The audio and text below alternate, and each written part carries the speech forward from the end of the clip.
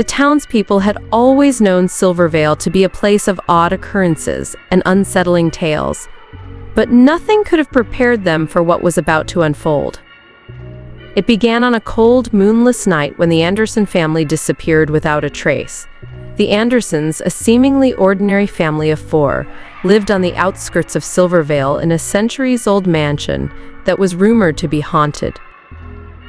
Daniel and Olivia Anderson, along with their 2 children, Mia and Owen, were the talk of the town for their reclusive nature and peculiar habits. One morning, the sun failed to rise over the horizon, casting the entire town into an inky darkness that seemed to seep into the souls of its inhabitants. Panic spread like wildfire when it was discovered that the Andersons were nowhere to be found. The mansion stood empty, its windows shattered, and its doors creaking in the wind.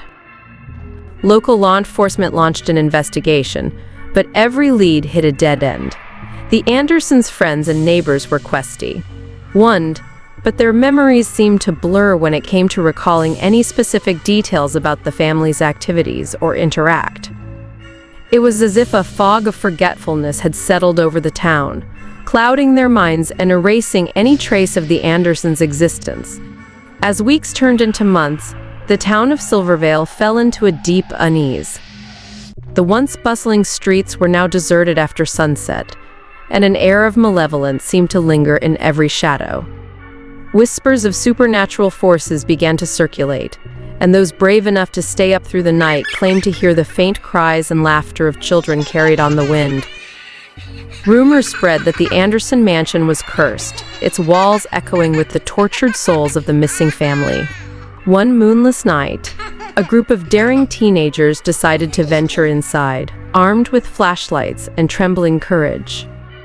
The mansion's interior was a twisted labyrinth of dusty corridors and dimly lit rooms, each filled with relics from a time long past. As they explored, the teenagers began to hear faint whispers that seemed to come from the very walls themselves. The voices grew louder, their words unintelligible, yet dripping with sorrow and anger. Panic set in, and they tried to flee, but the mansion seemed to shift around them, trapping them within its walls. Hours turned into days as the teenagers lost all sense of time. They wandered through endless hallways, their minds unraveling as the whispers grew louder and more incessant. Shadows danced at the corners of their vision, and ghostly figures flitted in and out of sight.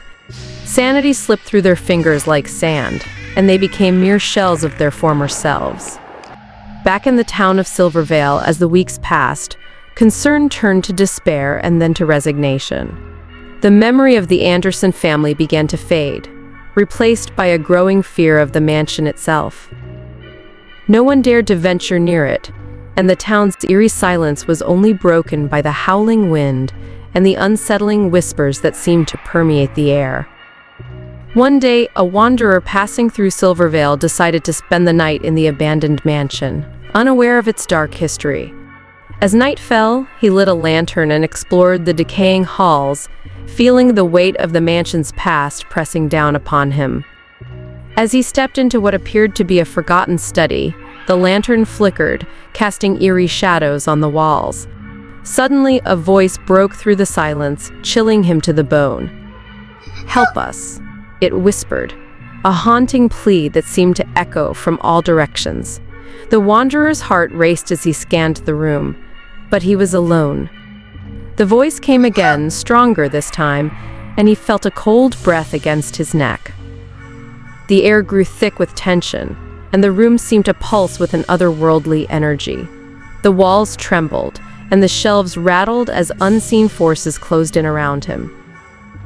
The voice grew angrier, its sorrowful tones giving way to a menacing rage. "You must free us," it demanded, sending shockwaves of fear through the wanderer's body. With a burst of desperation, he ran toward the exit, but the door slammed shut before him.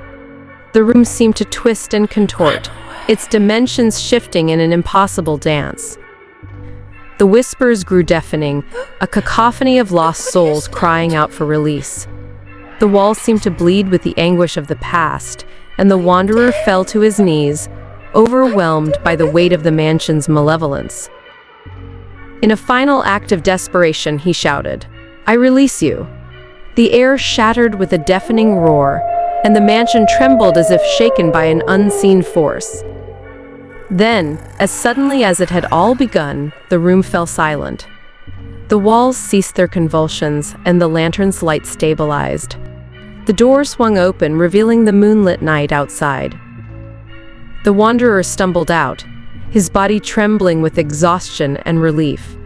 As he looked back at the mansion, he could have sworn he saw a faint glimmer of light within, as if the souls of the Anderson family had finally found their peace. News of the wanderer's encounter spread through Silvervale, rekindling interest in the Anderson family's disappearance. The mansion, once a place of dread, became a site of pilgrimage for thrill-seekers and paranormal investigators. They claimed to hear the whispers and see the shadows, but none were ever trapped like the teenagers or the wanderer. Over time, the mansion's hold on the town began to weaken. The sun returned to its rightful place in the sky, and the darkness that had once consumed Silvervale lifted. Life slowly returned to normal, but the memory of the missing family and the haunted mansion lingered like a stubborn stain on the fabric of the town's history.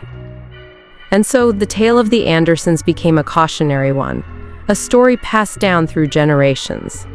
The mansion, once a family's refuge, became a symbol of the town's shared fear and fascination with the unknown. The Andersons' legacy became intertwined with the very essence of Silvervale, a reminder that some mysteries are best left untouched, and some horrors are best left in the shadows. As years turned into decades, the whispers grew fainter, but they never truly vanished. On a moonless night, if you venture to the outskirts of Silvervale and listen carefully, you might catch a whisper carried on the wind, a voice that begs for release, a voice that chills the bones and sends shivers down the spine, a voice that reminds you that some stories are never truly laid to rest.